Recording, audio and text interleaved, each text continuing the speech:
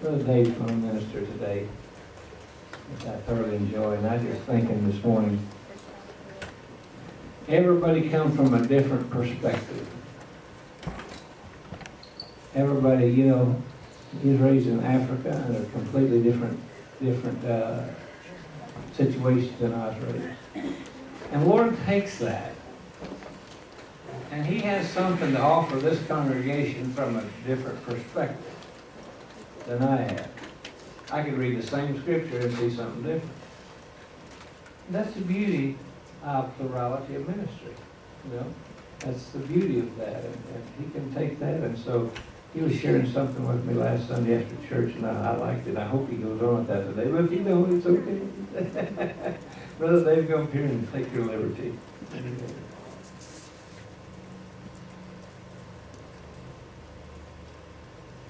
I told a guy from England one time, I said, I love your accent. He said, no, it's y'all that's got the accent.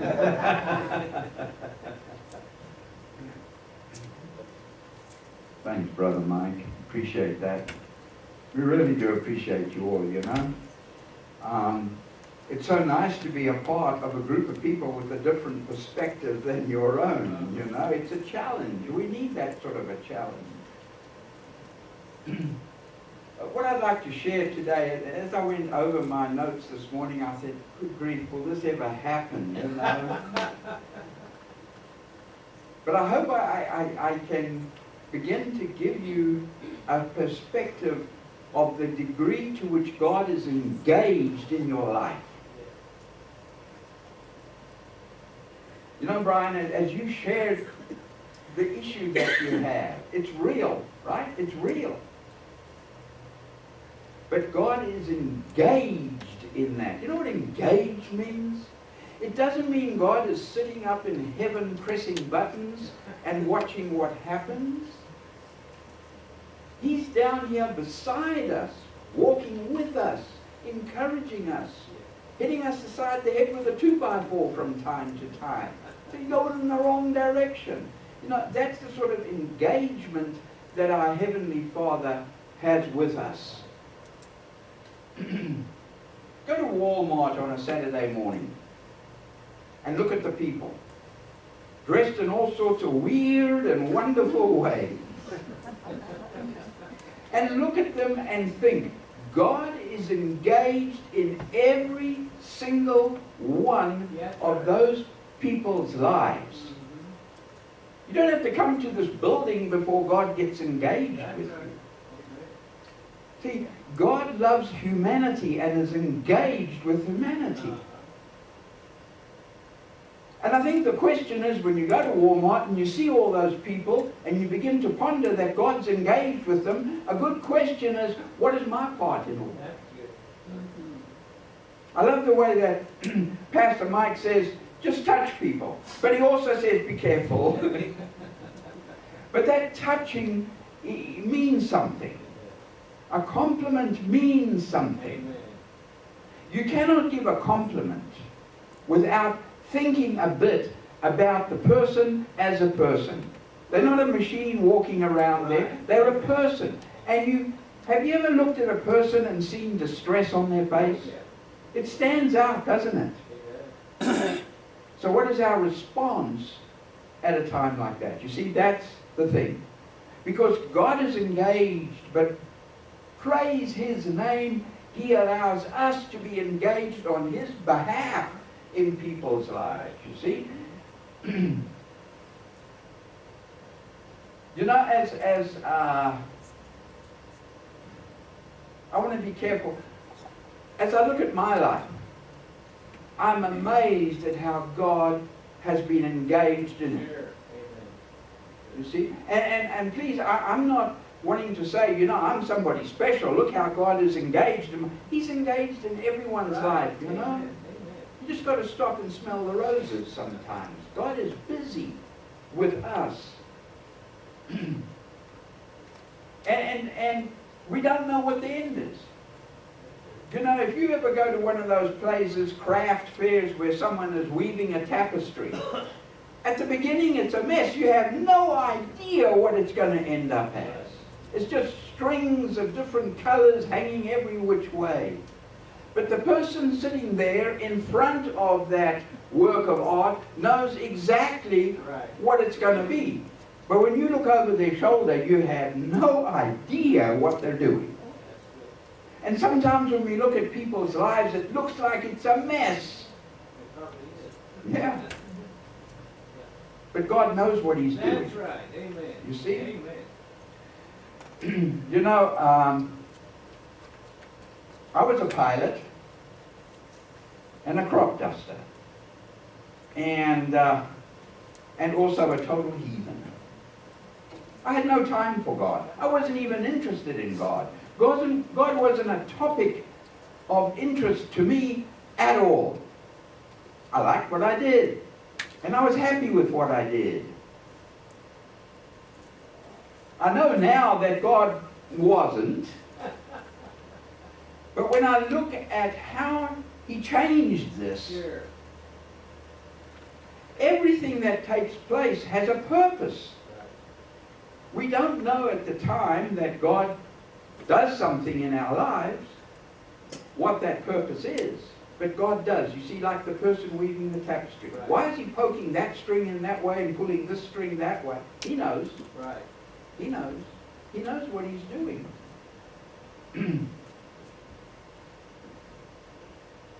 I met a girl over the road that I eventually married.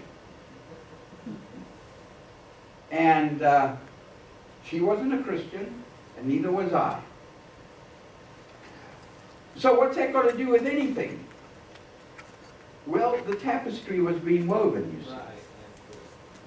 And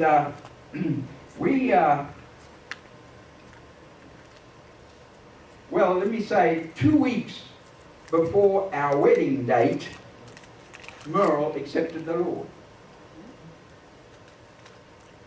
And as far as I was concerned, that's fine. You know what? Who cares? It's got nothing to do with anything. But God was at work, you see. And we got married in 1964.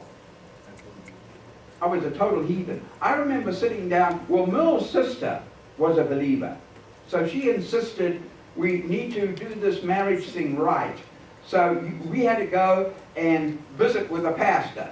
What for? I don't know. But you know what? The deal is, if her sister doesn't approve of me, I'm out. So we got to get these things done. And so eventually it came to discussing the wedding. And the pastor, Johnny Johnson, said to me, so David, what hymns do you want at your wedding? I only knew one, Onward Christian Soldiers. So I said, can we have that one? He said, no, I don't think so. I'll help you with this. But, you know, really and truly, it was amazing. I suppose less than a year, maybe it was a year, after we got married, the whole thing started coming apart at the seams. Yelling and arguing. And, you know, I didn't want it that way. But I didn't have the insight to know where to begin. Everything Merle said I disagreed with. Everything I said she disagreed with. What a wonderful relationship. But God was at work, you see, but it was just all strings hanging in different directions. So, during the counseling part, before we got married, the pastor had said, David, the family that prays together stays together. I thought that was some sort of a Hindu chant I was supposed to do, because it didn't make any sense to me. What's that got to do with anything? But I remembered that. And I interpreted it as best I could. I said, maybe we ought to start going to church. Which we did. And a few months later, I accepted the Lord as my Savior. Ha! I thought my life was complete. I was at church on Sunday. We'd stopped arguing. But I didn't realize it was just the beginning. Sure. Just the beginning. But I didn't see it that way. Now, how many of you look at your lives now and say, it's not over? It's not over. God is working. God has a plan for you. His plan didn't stop. When do you think that God's plan stopped for any of you, your lives? When do you think it stopped? That He has nothing left for you. It's all over. Sit in a rocking chair and rock. See, it never stops. God's engagement with us, it just never comes to an end. So I was still crop dusting. Loved it. It was a great lifestyle, I thought. Our first son comes along. Oh, it was so good to be a dad. But you see, God was saying, there's a purpose in all this, my man. Yeah. There's a purpose in all this. And the purpose for me was this. I came to the conclusion that my lifestyle wasn't good. Now, I don't mean the drinking wasn't good or that. I mean the fact that I was away for such a long time at a stretch doing this crop spraying by air thing. And I said, that's not good.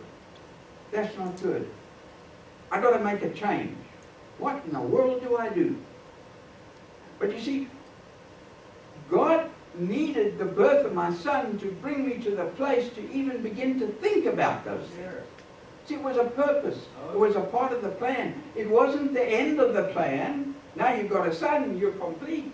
No, now you've got a son, you've just begun. You see? Okay?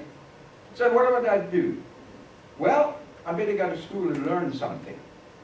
So I liked the idea of marketing. So I was a part of the Institute of Marketing Management and passed and did all that stuff. But I was still flying an aeroplane. I was doing this part-time. And my other friends and pilots saying, what's that you're reading every night? I said, oh, it's just something I'm trying to figure out here. And I got my credentials, and I resigned from the crop dust. They all thought I was crazy. I resigned from the company and joined the Mobil Oil Corporation. Part of God's plan, you see. I think I liked that job more than my crop dusting job. It was a lot of fun. And I got promoted and moved to a small town. I was given a territory to be in charge of, and I could live anywhere in that territory, see? And there was the Kansas Cities in that territory, and there was the Peculiars in that territory. But I could live where I wanted to. That was one of the privileges. So we moved to a place that was just a teeny bit bigger than Peculiar. I liked that atmosphere. So we moved there. And I thought, this is so nice. But God was saying, there's a reason I brought you here. And you can't even imagine what that was. But I went about doing my thing. I mean, I loved the whole agricultural scene. I found out that marketing and attracting people to your product was more than just knowing how the lubricant worked. It was relationships. And I was in an agricultural community, and the company understood that. So my days were at stock markets and even hunting, you know, when they had a community hunt. They had that in Africa where all the farms in an area were going to have a hunt. And I could be a part of that because it was relationship building. This was great. Who could ever wish for anything better? I was a part of a small church. Not much bigger than, no, it was a little smaller than this. And when you come in as a Christian into a small church like that, and the denomination happened to be Baptist that we came from, boy, you get thrown in the deep end. You're a warm body. Good, you can teach Sunday school. Me? I haven't a clue. Well, there's a manual, you just have to study it.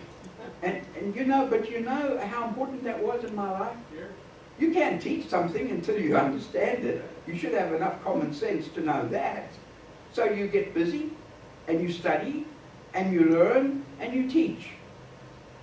But the big impact is on your life, more perhaps than on the lives of the people that you're trying to teach or you are teaching. Our pastor resigned. There we were, maybe half the number of people that are sitting here today, no pastor. So guess what happens? Well, Dave, you can preach every third week. Oh, horrors! Is there some other church I can join? But you see how God works. You know, I was enjoying the job, but God was doing, He was blessing me in that, but He was doing something else as well at the same time, you see. Anyway, we managed to get 2 missionaries. Both of them, one from Canada, one from the States. The one would take the morning service, and the other one would take the evening service. I like that. I didn't have to do the preaching. I didn't do that much. I don't want to give you the wrong impression. But we now had people that would come in. And one of them wasn't local. So what the congregation did was we took turns to hosting the visiting pastor for lunch. And Bill Hunter was his name. He had an accent. My goodness me, the first time he had the accent. He was American. The first time he preached, I think I understood about 1 out of 3 sentences. But he was a great guy. And we were sitting at lunch, and he said to me, "So Dave, what do you plan to do with your life?" What a question is that? What do I plan to do with my life? He said, "You're going to spend the rest of your life peddling petroleum?" I said, "Well, what's wrong with that?" Oh, he said, "Nothing wrong with it." But, he said, there is such a demand in the church for pilots, and I understand you were a pilot. So what does the church want to do with a pilot? Oh, he said, well, in the mission field, it's really an essential thing. You know, using a 4-wheel drive, it'll take a guy, 3 days to get to where he wants to preach. With an airplane, he can leave on Sunday morning and be there in time for the message. He said it's a vital part of missions in so many countries with jungles and swamps. I said, really? He said, yes, really. And he told me about an organization called Mission Aviation Fellowship. Then they were flying about 120 airplanes in different parts of the world as a servant to missions. And he said, would that interest you? I said, well, I'd like to find out about it. About a month later, I get a letter from the headquarters of this organization to say, someone told us you're interested in joining us. Well, that's what happened, but about 3 years later. Now, you see, if my son hadn't been born and that impression hadn't been put in my face that I got to change my career, I would never have ended up in that little peculiar-like town. I would never have been a part of a church that was being ministered to by visiting pastors. I would have never had that person sit at our dining room table and say, what do you think you're going to do with your life? Do you see how this all works together? Sure, absolutely. And it never stops. That's the thing, okay? It never stops.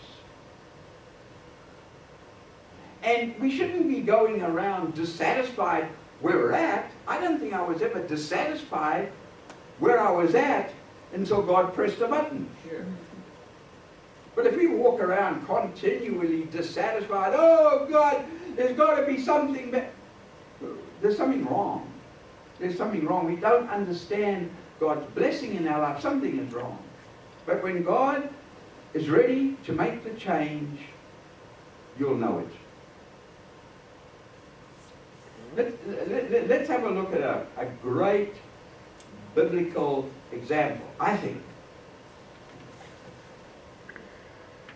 of God spending years and years and years, maybe 600 years total, maybe a bit longer, bringing about a promise.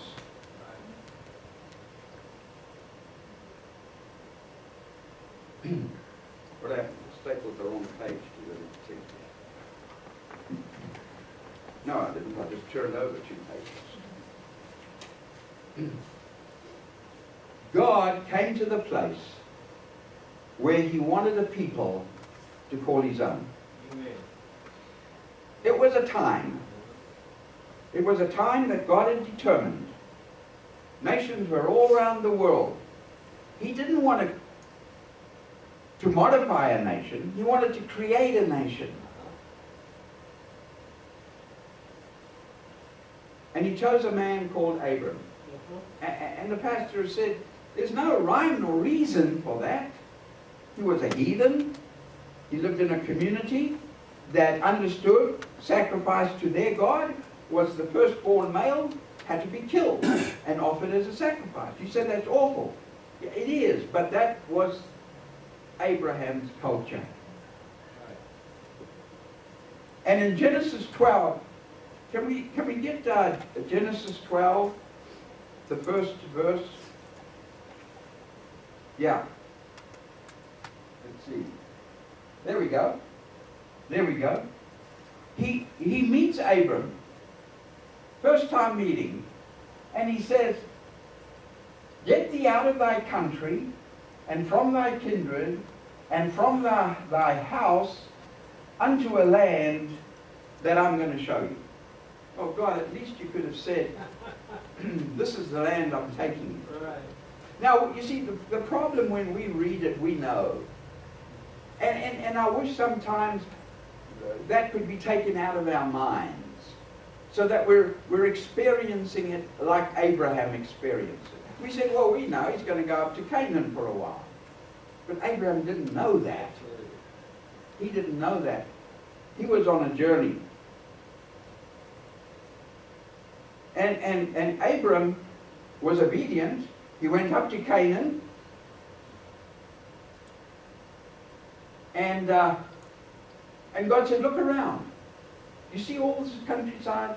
Everything you see here, it's all going to be yours and your descendants. That was God's promise. But there was not a time set on that. So Abraham sort of bounced around Canaan, and then there was a famine. And so his whole existence was in jeopardy. What do you think he did when there was a famine? He went down to Egypt. You know, there's something that I'm not sure, I don't want to proclaim it, but it seems to me time is circular. What has gone around comes around. Solomon put it this way, there's nothing new under the sun. That's right. So Abraham goes down to Egypt to survive, because it wasn't that bad down there. In Egypt he gets filthy rich. Where have you heard that before? Someone going down to Egypt and prospering. The Egyptians, we won't get into why, because it's got nothing really to do with this, but the Egyptians kick him out of the country. Get out of here. And he leaves with, I don't know how much more than he ever came with. And he leaves and he goes back to Canaan. And God reaffirms the promise. After Abram now comes out with all the wealth that he's ever going to need, and he goes back to Canaan, God has to remind him, this is not it. Let's have a look at Genesis 15, verses 13. That's it. So Abraham says to God, how am I going to know? This promise thing, how am I going to know for a surety that it's going to happen?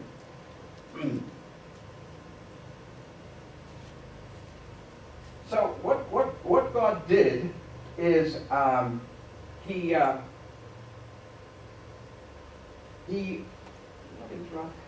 he says to Abraham, this is what I want you to do.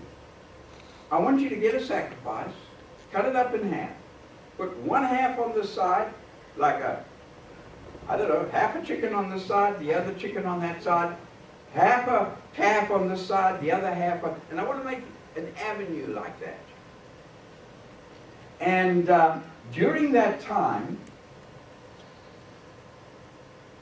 he reminds Abraham of a part of the promise that he had not yet revealed.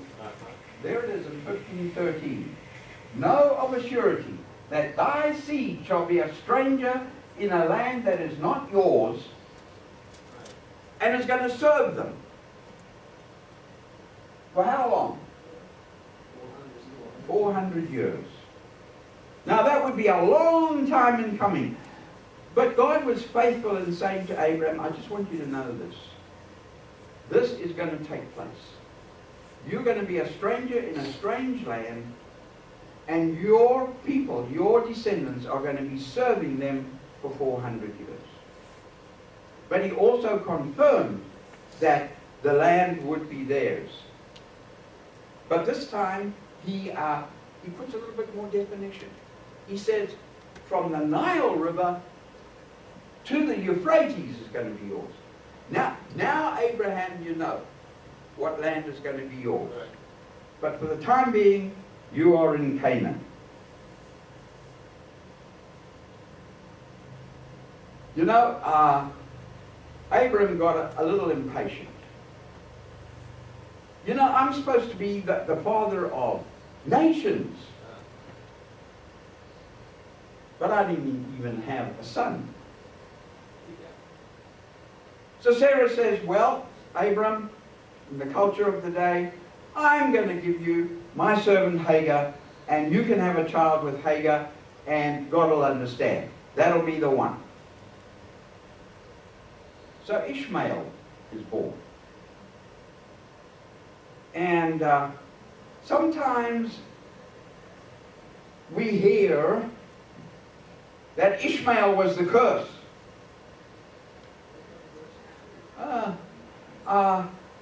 I've read it over and over. Perhaps I'm missing something, but I don't see the curse. I don't see it. Now, he would cause problems, but I don't see the curse. Look, this was the promise that was given to Hagar. Sarah kicked Hagar out. Well, she didn't, excuse me. Hagar couldn't stomach Sarah anymore. That's more like it. Hagar left with Ishmael.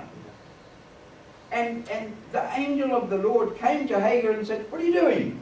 She said, I can't stand my mistress. I'm out of here. And the angel said, you just turn right around and go back and learn how to be obedient. But I'm going to tell you about Ishmael. He is going to be the head of a great nation. Innumerable descendants. So I'm going to bless your son Ishmael. You won't even believe. So Hagar goes back. She believed God, it said. As a matter of fact, at this time, she was pregnant. She hadn't given birth to Ishmael yet. And God said to her, now this doesn't happen that often. You will call his name Ishmael. God predetermined that young man's name. You will call him Ishmael. And he's going to be the father of a great nation. Innumerable. And later on, God takes it one step further and says he is going to be the head of 12 tribes. Hello? Where have we heard 12 tribes before?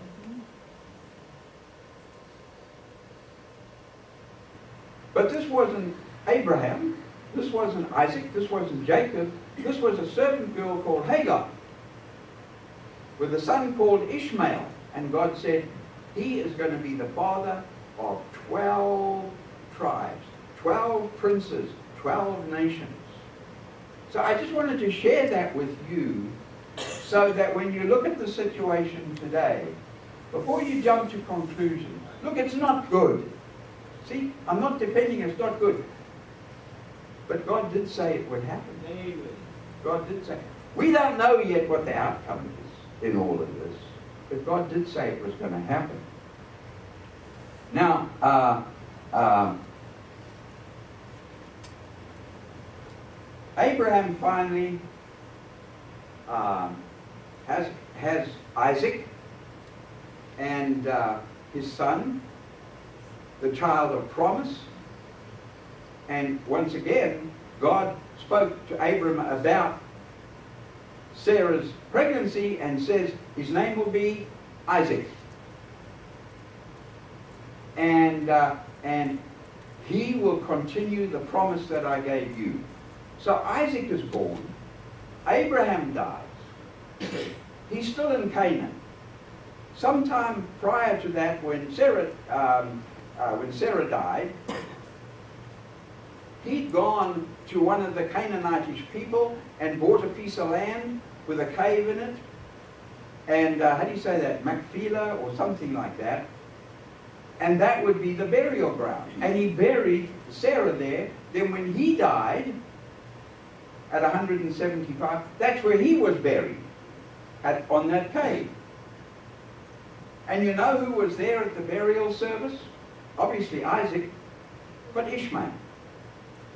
Ishmael had a relationship with Abraham, and it says in the scripture, Abraham loved his son, Ishmael. As a matter of fact, at one stage before Isaac was born, Abraham said to God, "Oh God, that Ishmael would walk before you." Amen. And God said, it's going to be Isaac, Abraham, not Ishmael. But Ishmael is going to be greatly blessed. And Ishmael was there at Abraham's funeral. So now we've got Isaac. We've moved on from Abraham and we're on to Isaac. But the promise continues. You see, in this case, God's plan was for a nation. And it went beyond one person. Abraham died, never saw the fulfillment of that. And so now we have Isaac. And what a wonderful story. We don't have time for it. You want a love story? You want to read about Rebecca. And how Eliezer, Abraham's steward of everything that he has, goes back to the home country that Abraham came out of. It's an incredible story. And he finds Rebecca and he brings her, and it said, and Isaac loved her. And she comforted him during the sorrow of his mom's death, Sarah's death.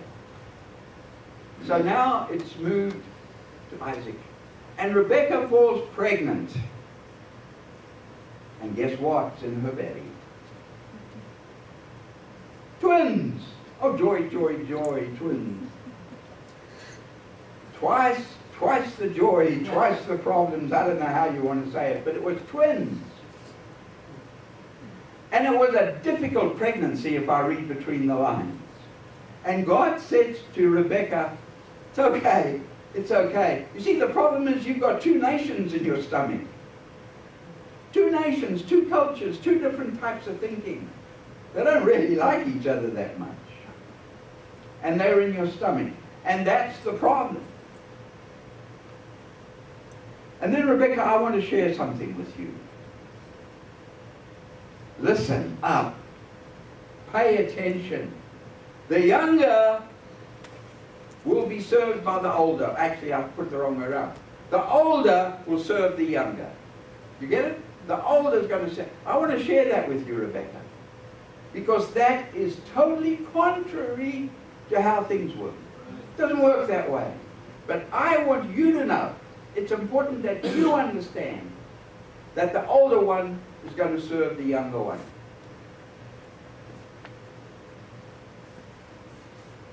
So the twins are born, and the older one comes out all hairy, and the young one comes out smooth. And the older one is called Esau, and the younger one is called Jacob. Okay? But buried in Rebecca's heart, like Mary hid these things in her heart, right? Hidden in Rebecca's heart was the truth. The older one is going to serve the younger one.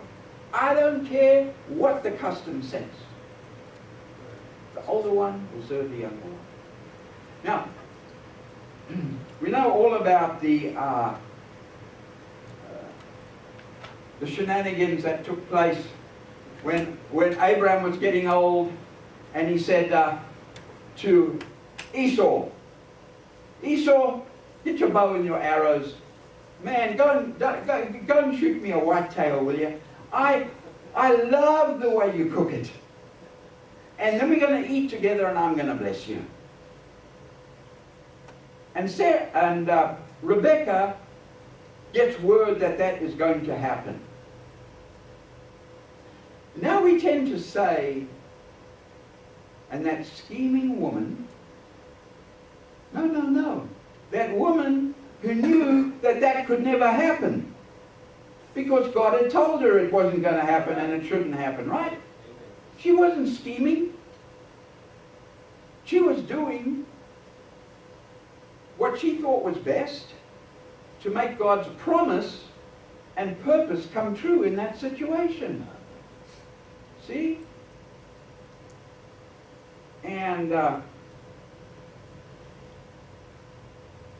she wanted to break this thing, you know, that was building there. You know, I mean, if you want to be successful, you've got to have hairy hands. I mean, that is because that was the test.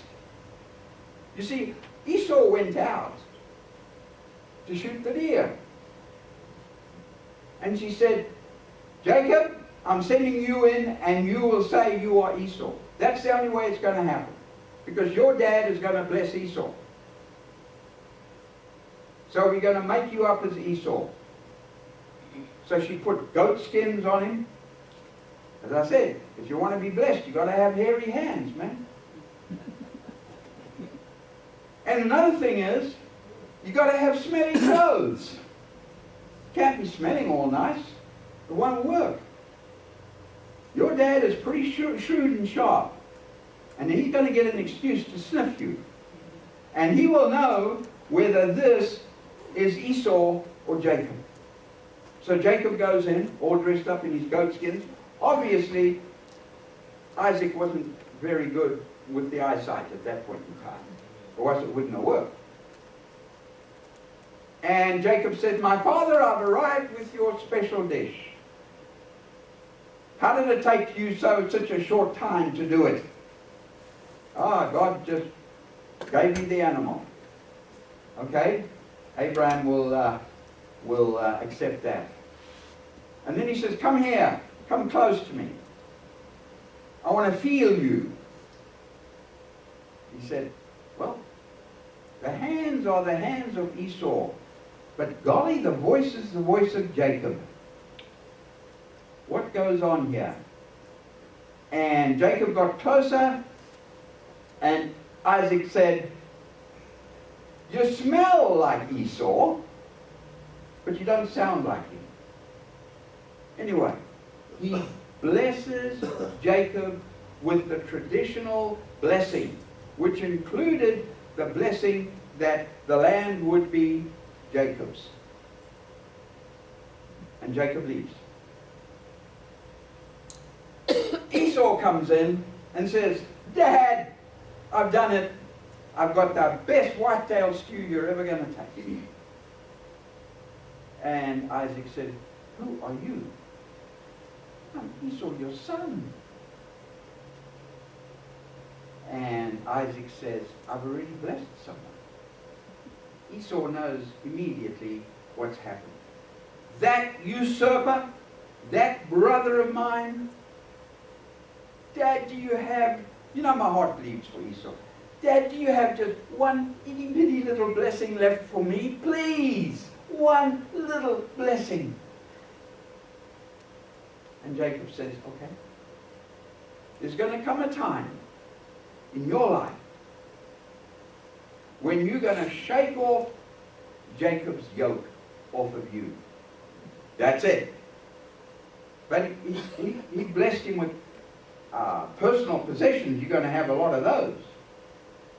But there's going to come a time when you will no longer be under Jacob's yoke. And Esau leaves. But he's angry. And he makes his feelings known. And Rebekah gets wind of it. And she says to Jacob, you better hightail it out of here. He's going to kill you. Now here's what I suggest. You go back to Laban, my brother, back in the old country. And you go hide out there. Maybe he'll cool off. But that's only half the problem. She tells Jacob that's what he needs to do. But it's got to have Abram's blessing. You didn't do stuff like that as a wife without the husband's blessing. So she goes to Abram and she puts it this way. You know, I'm really concerned about Jacob. You see, Isaac, did I say Abram? I meant Isaac. You see, Isaac, all these daughters of Hess in this area that we live, they're pretty, beautiful. But I am so concerned that Jacob may marry one of those, and that we know that that wouldn't be right. And I suggest that we send him back to Laban so he can marry the right girls.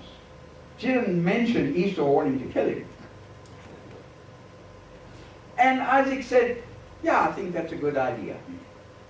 So they bring Jacob in. Now remember, Isaac knows that Jacob got the blessing. He knows that. But as if something gelled in his heart. God did something because he lays his hand on Jacob. He sends him off with a blessing.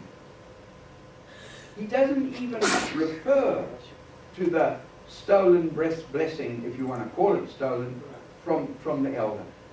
He says, off you go, my boy, and here's my blessing. That God would take care of you, etc., etc. And Jacob leaves. This is all a part of that plan that God said, this country will all be part of your seed. So he goes up to Laban. We know the story. On the way, he stops at a place, and I don't know, you know, the Israelites were called a stiff-necked people, but they must have been hard-headed as well, because Jacob puts a rock down as a pillow. Now, I mean, have you ever slept with a rock as a pillow? I don't know, but he did that. And he falls asleep, and that's where he gets the dream. And God, during that dream, says, Jacob, in case you don't know, all this will be yours. He affirms the blessing. And I can't remember, Pastor, whether it was that occasion or the next occasion when he wrestled, whether his name was changed to Israel. But there was a name change at some point in time, where you're not going to be Jacob anymore. That's nice. Jacob meets swindler or something like that. You're not going to be the swindler anymore, you're going to be Israel. And Jacob moves on and he gets up to Laban, and we know the story. He falls in love with Rachel. Thank you. He falls in love with Rachel. And he's supposed to work 7 years for Rachel, which he does. And Laban says, okay, let's have a wedding. They have a wedding. It must have been one massive celebration, because I don't know how else this worked out. Jacob takes his bride into his tent. He spends the night with her. But when he wakes up in the morning, it's not Rachel, it's Leah. Now, how did that happen? I don't know how that happens, but it happened. You can use your own imagination to figure that one out, but anyway, it happened. And Jacob was pretty cut up about that. So he goes to Laban and he says, hey, 7 years, and you give me Leah and not Rachel? And Laban said, well, the problem with you is you just don't understand the customs. We do not marry off a younger daughter before an older daughter. That's how it works. But here's the deal. You've got to finish your honeymoon, Jacob, and then I'll give you Rachel. And then you work another 7 years. It didn't go like this. You work another 7 years and then I'll give you Rachel. He immediately gave him Rachel, but he had to work another 7 years to pay for the deal. And he said, okay. Now, so Jacob and his family are living there with Laban, and this is how it works. Leah falls pregnant, not Rachel. Hello? Is this story repeating itself? Anyway, number 1 was Reuben. Number 2 was Simeon, one after the other. Number 3 was Levi. And number 4 was Judah. And then there was a break.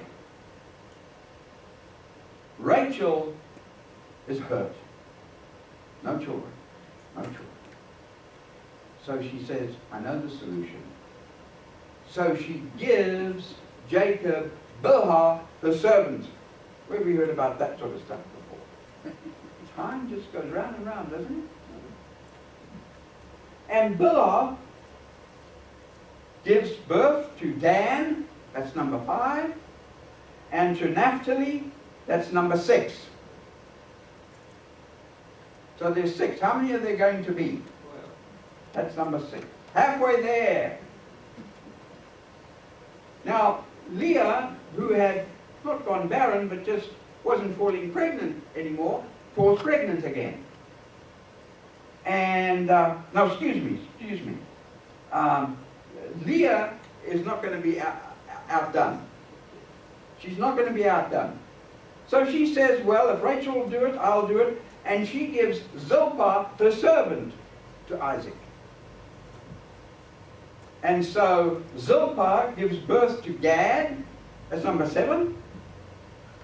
And Asher is number 8. So now there's 8 boys. 8 boys. And then Leah falls pregnant again, herself, and Issachar, number 9, she falls pregnant again, and Zebulun, number 10. And then Rebekah finally falls pregnant. What a celebration that was. Oh, she gave glory to God. And you know what her son's name was? Joseph. She gives birth to Joseph. And that's when Jacob decides to do a Jacob thing. And he pushes off with most of Laban's cattle and flocks and herds. He takes his 2 wives, the 2 servants, and the 11 children, and leaves. Laban doesn't like that. He chases them, but they come to an agreement.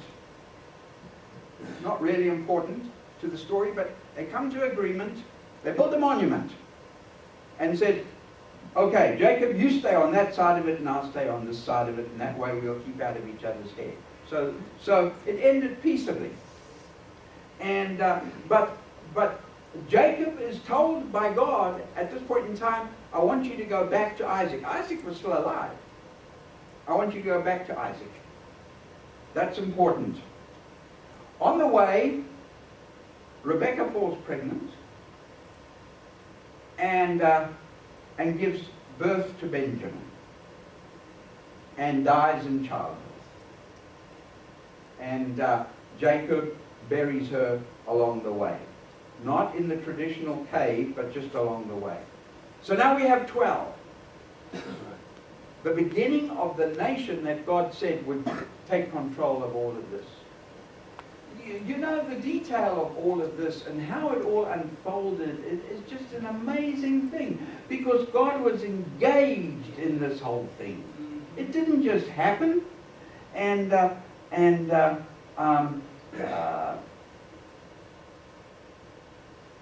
they get back, and God gives Joseph a dream. You remember that part of the story? The dream. Where is that? Genesis chapter 37. There's a dream.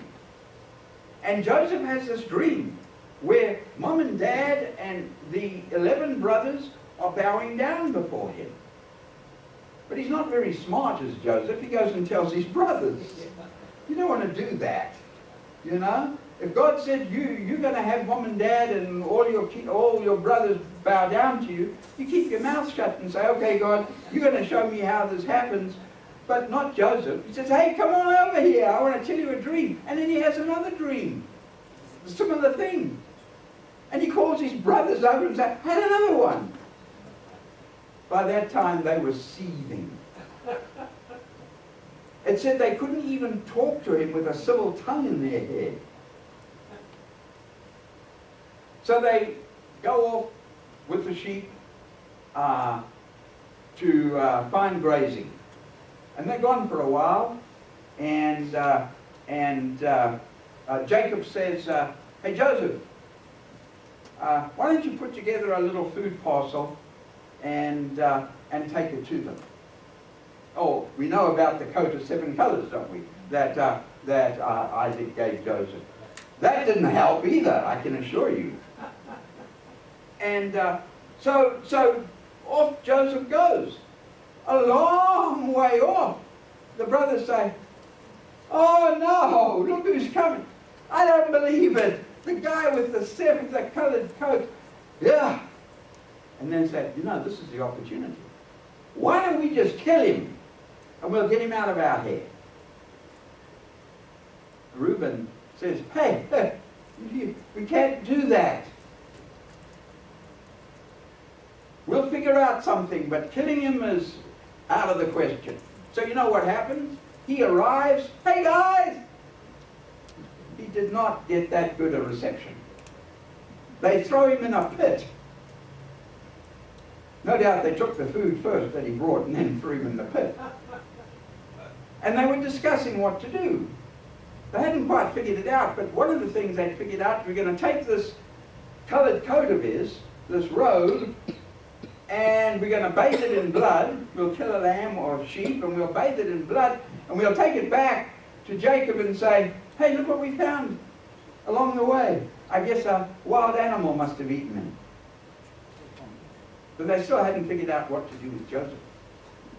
Right? Along comes some Ishmaelite, there's Ishmael again, Ishmaelite traders, and they say, hey, why don't we see if they got some spare money, maybe they'll buy the creature and we'll get him off our hands. So they do a deal and they sell Joseph to these Ishmaelite traders which were on their way to Egypt. And I like their response. They said, that was a much better plan than killing him. Look, we've made some money out of the deal. So they go back and they do what they said. And Jacob said, I will go down to my grave in mourning for my son Joseph. And Joseph was off to Egypt. Wasn't exactly a vacation, but he was off to Egypt. And in Genesis 39, moving along, part of this incredibly intricate thing that God is doing, Jacob gets sold to a guy called Potiphar as a servant. Potiphar observes something about this young man. Whatever he touches works. I mean, if I say, dust the house, it's spotless. You know, whatever Joseph does works. And so he gives him increasing responsibilities. And whatever he does works. Eventually, Potiphar puts him in a position where he's the head of his entire mini kingdom within Pharaoh's kingdom. That was an important position, believe you me. But it wasn't what God needed. See, God needed Joseph to be much higher than that for God's plan. Joseph didn't know what God's plan was. Now remember, no blessing was given to Joseph. The promise was not passed on to Joseph. Joseph was a son, part of the 12 tribes. But he had an important part to play. And being the chief steward of Potiphar's kingdom, mini kingdom, was not going to make it. It had to be more important than that. So now how was God going to move Joseph from that high and esteemed position to a better one? God does things in strange ways. Potiphar had an over-amorous wife. And she decided she wanted Joseph to sleep with her. But true to character, he says, no, no, man, that would be insulting my owner. Look what he's done for me. I can't do that. And my God just wouldn't tolerate that. So, you know the story. She cooks up this story about how he assaulted her, and then he fled, and she has his jacket to prove it. So Potiphar gets him thrown in jail. That's a way to move Joseph up to a higher position? Please! Get him thrown in jail? Listen, he was in jail, but it was not a setback. But guess what Joseph must have thought? You know, he didn't know about Pharaoh's dreams. Can you be there at that time with him? I had this job and this woman, and now I'm in prison. A strange thing, he was in prison. But the head of the Correctional Institute said something strange about that guy. Whatever he does works. So eventually Joseph was in a sort of a senior position amongst the prisoners. Great promotion. Now I'm a senior prisoner. It's just what I need. But then there's the baker, not the candlestick maker, the baker and the steward, that's right. The baker and the steward. And they have a dream. And they're sharing their dream. They're just a baker and a steward. And Joseph interprets the dream. And it's good for one guy and bad for the other. And those dreams come to pass. And both of those guys are taken out of prison. The one guy is restored to his position, I think the steward, but the baker is hung.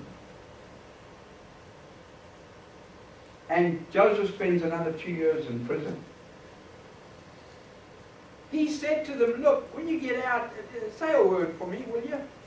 Well, they were just, at least the steward was, the other guy didn't care anymore, but the steward was and said, okay, but he didn't do anything.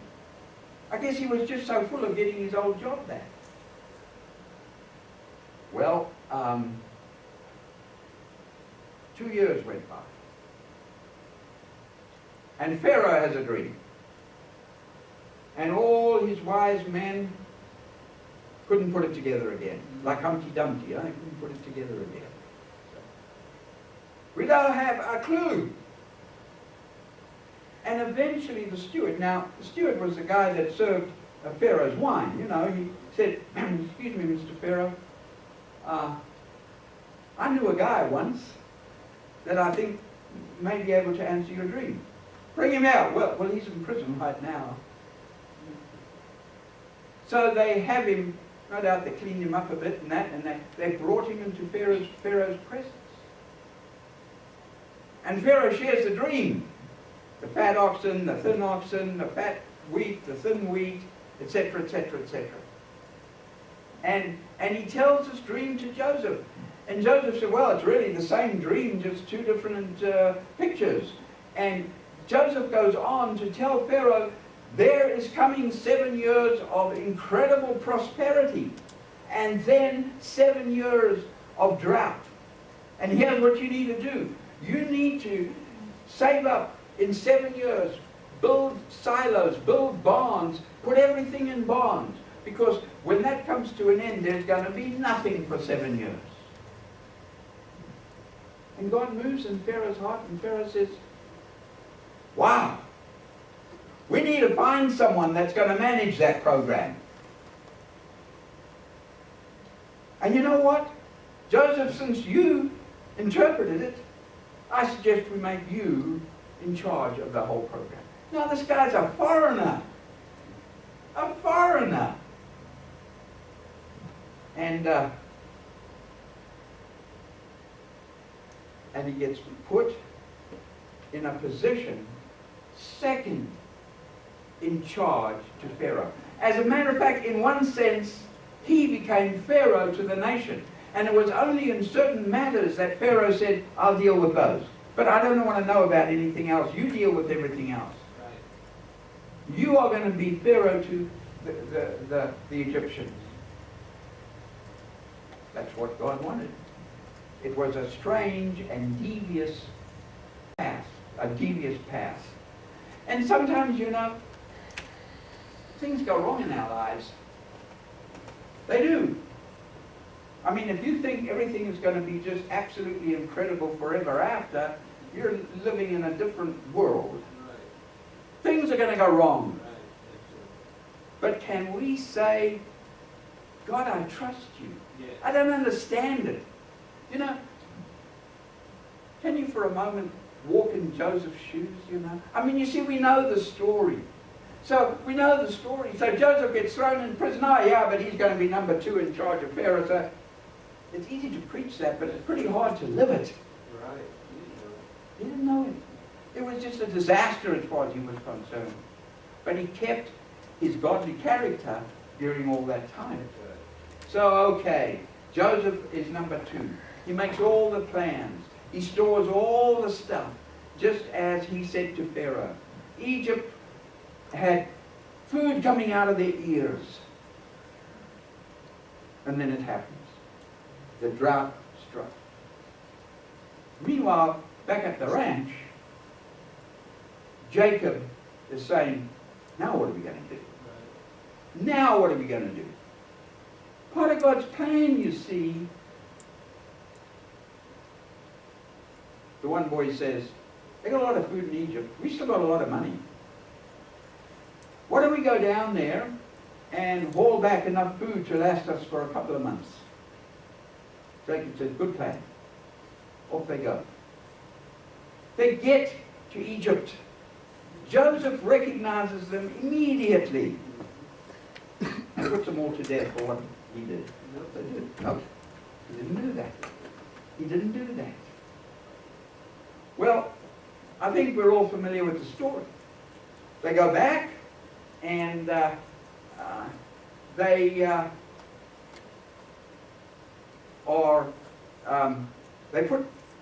put something in one of the sacks. They put the money back. This time around they put the money back, and then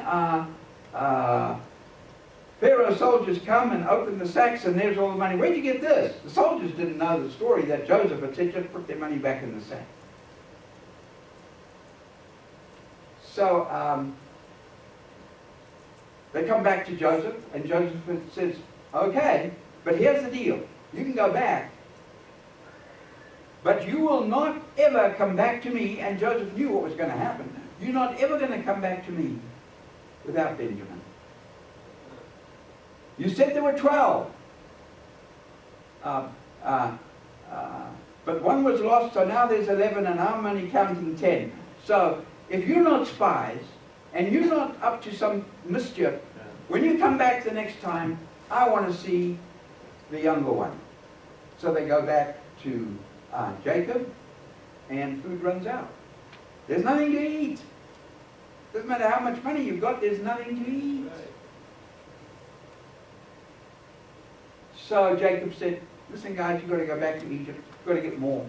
They said, we can't do that, Dad. Why not? We've got to take Benjamin. Because the man said, if you don't come back with Benjamin, you're all in jail. So you can't send us there. We'll just all be put in jail unless we take Benjamin. Eventually, Jacob says, okay. And it's Reuben that says, if I don't come back with Benjamin, you can kill my kids. So they leave. And they get back. And Joseph loads them up and sends them away, but puts a little something trinket in the one bag, and they all come back. And Joseph said, okay, the second time you've done something like this. This time I keep Benjamin, you go home. And Reuben said, excuse me, sir, can I have a word in private with you? Do you mind? And he said, well, yeah, look, keep me. I cannot face my dad if Benjamin is not there. So, please. At that point in time, Joseph can't keep up the charade any longer, and he just bursts into tears. He introduces himself, I'm Joseph. That didn't make them happy. They knew what they'd done to Joseph. But here's the thing. How God works. You guys thought you were doing me harm. But in fact, you were doing exactly what God wanted you to do. Can we grasp that? Absolutely. You threw me in a pit. You thought that's exactly what God wanted you to do. You sold me to the Ishmaelites. Listen, that's what God wanted exactly. Everything unfolded exactly according to God's plan. Hard to imagine. And he said, here's what we're going to do. You all go back, but I'm sending a whole bunch of wagons with you. And you're going to go and you're going to bring my father back here. And that's what they do. They get back to Jacob and they say, Joseph is alive. Now what are these guys putting on me? No, he's alive, he's alive, he's alive. Look at all the wagons. We're all moving to Egypt. We're all going to Egypt. Yay. And God appears to Jacob in a dream and says, it's okay, you go to Egypt. It's all right, I'll bring you back out, but you go to Egypt, it's okay. Now, there's a sort of a confirmation now that it's not the end of with them going into Egypt. They load up the wagons and they headed out west. What, like America, isn't it? And they got there. What a reunion. What a reunion. And Joseph said, now look, shepherds are an abomination to the Egyptians. Egyptians have got no time for shepherds, an abomination. So what we're going to do is way out there is a part of Egypt. Help me here, my brain has gone dead. Goshen, thank you, Goshen. Way out there is Goshen. It's a tremendously fertile place, uninhabited. I'm going to tell Pharaoh this. Hey, they're shepherds, but they're my people. And I suggest we let them all live in Goshen. And then you'll be happy because they're shepherds. You don't want them living amongst the rest of the Egyptians. And that's how it works out. And they all go to Goshen. How many of them? 70. 70 went to Goshen and settled in Goshen. And it said the Lord blessed them and He multiplied them. He multiplied their wealth. They were in the best agricultural country in Missouri. I mean, Everything you dropped in the ground grew. And that's where they were. And they began to multiply. Now, just imagine. Life was never better for the Israelites. There were not many of them, but life was not ever better. It was perfect. It was paradise. Now, if God, at that point in time, had sent a deliverer and say, hey guys, we're ready to move. We're going to go through the wilderness to this place. What do you think the result would have been? No way. You got to be crazy. It's great here. We love it here. Whoever wants to go through the wilderness to some country? No, I'm sorry. This is where it's all about. This is the promise. This is where we want to be.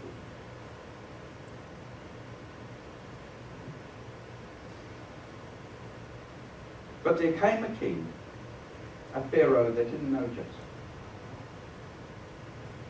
And he said, there's a lot of those guys out there, aren't there? What do they do? Oh, they're just out there. Are they Egyptians? No, they're not Egyptians. That's Egypt, right? Yeah. Well, they've got to be doing something. We need bricks.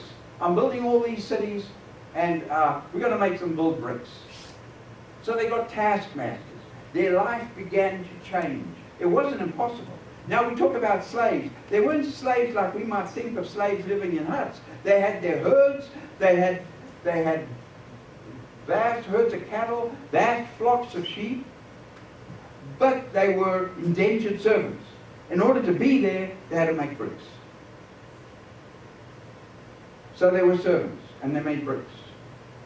And that's where they were, making bricks. Then Pharaoh said, there's more of them than the last time I spoke to you about this.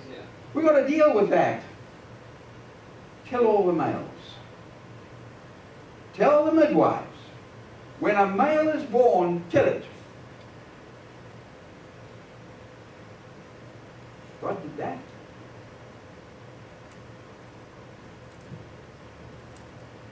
And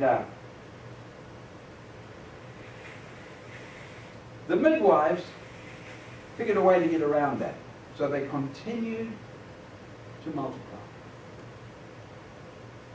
Then a certain Levi married a Levitess, whatever you call a female Levi, and she had a son. And she said, I'm going to hide it. So she hid it for a certain length of time. All the ritual customs were fulfilled in terms of circumcision and everything, and Moses was hidden. But there came a time when you couldn't do that anymore. So she builds this little vessel, puts Moses in it, and sets it down, I don't know, in the bulrushes, anyway, the water's edge. And Moses' sister is sent out to watch. See what happens. Come back and tell me, Mom says. Pharaoh's daughter comes out to take a bath. Incidentally, it was pretty common when I was growing up. The African people went to the river to take a bath. They didn't have built-in bathrooms. So Pharaoh's daughter went down to the river with all her attendants. What's that over there? Bring it to me. They waded in, they brought it out, she opened it out. It's a baby. Her attendants peeked in and said, it's a Hebrew baby. Guess how they knew. But anyway, he'd had a certain operation performed on him.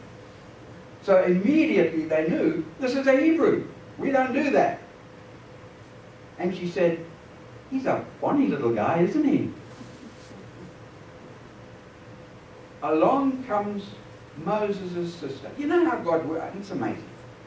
And says, excuse me, princess, would you like a Jewish woman to take care of him for you? I think that's a great idea. Go and get me one. She goes back and gets Moses' mother to come and take care and nurse Moses. How does that work out? How does that work out? So Moses grows up in Pharaoh's household. He learns all the customs of Egypt. He learns their religion. He learns the power of their gods. Listen to me. He learns the power of their gods. One day, somehow, he knows who he is. But he's living in Pharaoh's house. He goes for a stroll. And there's an Egyptian abusing an Israelite. And Moses gets involved. And one thing leads to another, and he kills the guy. And then there's another altercation, and anyway, they say to him, so you're going to kill me like you killed the Egyptian? And Moses says, uh-oh, they found out. And Moses flees. He goes to Midian. He goes and finds himself a job looking after the sheep of the Midianite high priest.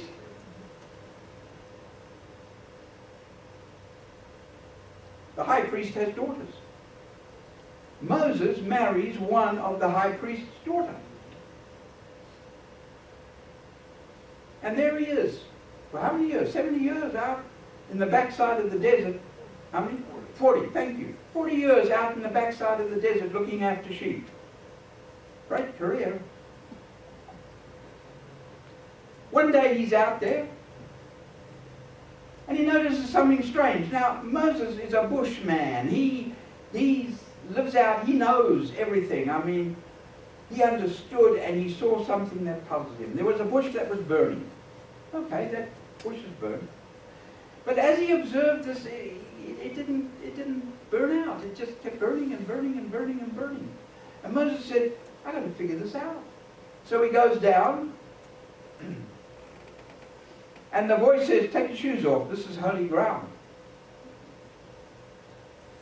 And Moses starts this discourse with God. Because the burning bush, the voice from the burning bush introduces himself. So Moses knows who it is. And here's what he's told. I have heard the cries of the Israelites in Egypt, and it's time. Somehow they had to be moved to the point where they weren't saying, oh, this is so nice. Did you see our corn crop this year? It was amazing. They had to be moved to the place where they were on their knees saying, God help us. And then God works. And sometimes in our lives we have to be moved into those positions where we just say, God help us. If you don't help us, right, we're done. Right. And that's where they were at. And God said, you guys are ready. You guys are ready. So he challenges Moses.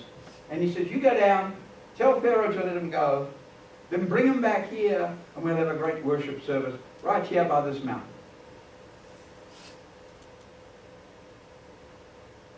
Me? You got the wrong person, God. You know a lot of people. You don't have to choose me. Now, you know, I can do this, I can do that, I can do the other thing. We say, what a humble man. He wasn't humble. He was saying, God, you don't know what you're talking about. God is saying, I've chosen you. No, unchoose me. Choose someone else, will you? God gives us tasks sometimes that we just look at it and say, I don't even manage that. And that's what Moses was doing. I'm not an orator, I can't speak. I know that, folks said. I know that. I've already spoken to your brother, he's on his way. How is Pharaoh ever going to listen to you? What have you got in your hand? What is my staff, my stick? Throw it on the ground. Turns into a snake. Moses hightails it out of the boat. Come back. Pick it up by its tail. You know? Turns back into a stick. Put your hand in your shirt. Pull it out. Ah! Leprosy. Put it back in. Pull it out. Put it in. Now, that's what we're going to do. That and other things. I want you to get down and tell Pharaoh that my people go. Okay, you've got to wind it up. Oh, one thing. You may have heard in Sunday school or elsewhere that Pharaoh hardened his heart, and after that God started hardening Pharaoh's heart. Like we make God in our own image. God would never harden a person's heart. In the burning bush episode, before Moses ever gets to Egypt, God said, now you're going to do all this stuff, but let me tell you, Moses, I'm going to harden Pharaoh's heart. Right there and then. Right at the beginning, that was the first. What was going on? Look, there were two things happening here. The one was getting Israel out of Egypt. The other was dealing with Egypt. Because Egypt had become a spiritual entity that was challenging God in the world and had to be dealt with. You see? And you doubt that? When Moses confronted Pharaoh, and Pharaoh said, who's your God? Our gods are 10 times more powerful than your God. Otherwise your people wouldn't be servants. Egyptians are not servants. We worship a powerful God. And Moses throws his stick, piece of wood, on the ground, and it turns into a stake. And Pharaoh says, and? What's that supposed to be? He turns to his magicians, his priests. They're all carrying a stick. I don't know how many of them there were. Maybe 10, I don't know. They threw their sticks on the ground and they all turned to snakes. So what's the big deal, Moses? One little snake? Look, there's 10. Am I supposed to bend a knee? No way. We are more powerful than you. And you just need to learn that and accept it. And then begins the plagues. Through all of them, Pharaoh's heart is hardened. Is hardened. You see, God had to deal with this empire that was challenging him. And we know the outcome of all that, right? We're in Exodus now. Passover. Firstborn. It's interesting that that's, as far as God was concerned, where it all began. Because that was day one of month one of year one of the Hebrew calendar. Passover. And you know, the blood on the door lintels and things like that. At midnight, every firstborn, not only human, every firstborn was killed. The next day, Pharaoh calls Moses and says, get out of here. He kicked him out of Egypt, just like Abram was kicked out of Egypt. And they took with them the jewels, the gold, the herds of Egypt. Egypt was ruined financially in that one move. How many Israelites left Egypt? How many came in? It doesn't say how many, but it says military-aged men, 600,000. Not women, not children, and not young teenagers, those who could fight, 600,000. Well over 1 million people. Now, next time you read about the wandering in the wilderness, think, millions of people. It wasn't, you know, mom and dad and the dog. It was a vast group of people. Amazing. And they leave. And it says, he didn't take them via Philistines, which was a shorter, easier route, because that would have required a war, and they weren't ready for a war. And they would have said, hey, let's go back to Egypt. You know, we don't want to fight the Philistines. They're pretty ferocious. So he led them down to the Red Sea, and they were camped by the Red Sea. And Pharaoh says, he thought he came to his senses. He just lost them. We've got to go and get them back. Now, Egypt is financially done. Their wealth, their gold is gone. Pharaoh arms his entire fighting force. Every chariot that was available to the Egyptian army was sent out. And they appear on the crest of the hill. And the Israelites see that. Now we know the outcome. Pretend you don't know the outcome. Yeah. And they see that. And they say, so Moses, this is why you brought us out here, huh? To be killed out in the wilderness? It would have been a lot better just to be killed by a Pharaoh. At least there were decent graves then. Now, we tend to say, where's their faith? I mean, they've seen all these miracles, and now one glimpse of the Egyptian army and they're saying, we were stupid to leave Egypt. And we say, where's their faith? Oh man, God, just pop them off now. I mean, listen, God is engaged. He is not about to destroy human beings acting like human beings. They weren't a bunch of Moseses, if that's a word. They saw this mighty army. They looked around, there were 600,000 of them, a lot more Egyptians with chariots and horses. And they said, we're done for. That was what you would have done. You would have reacted in exactly the same way. And Moses says, fear not, let's go forward. Forward. That looks like a sea to me, Moses. Forward, what's forward? You know the story. The sea is open. They go through.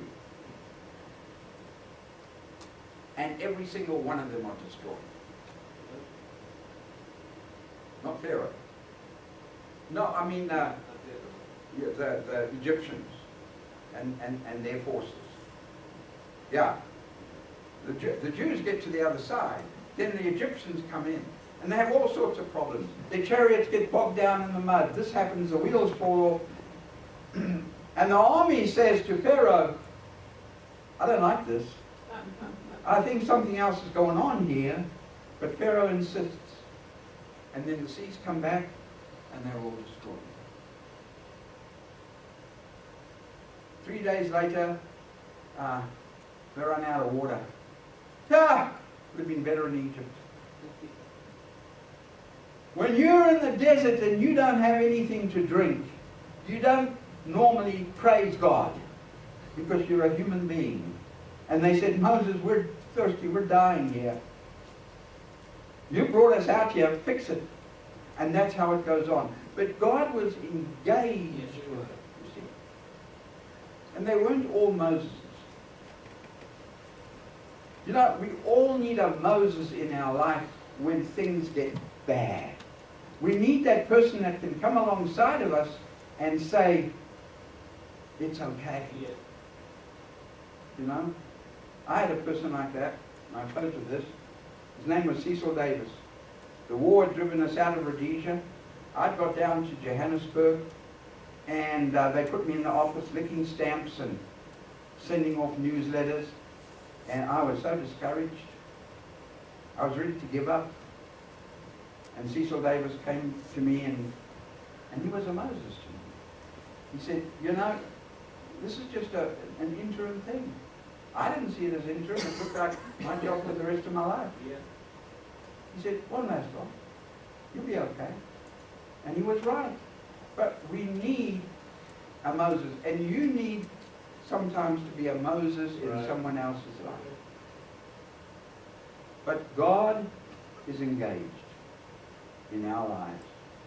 through thick and thin. Thank you, Pastor.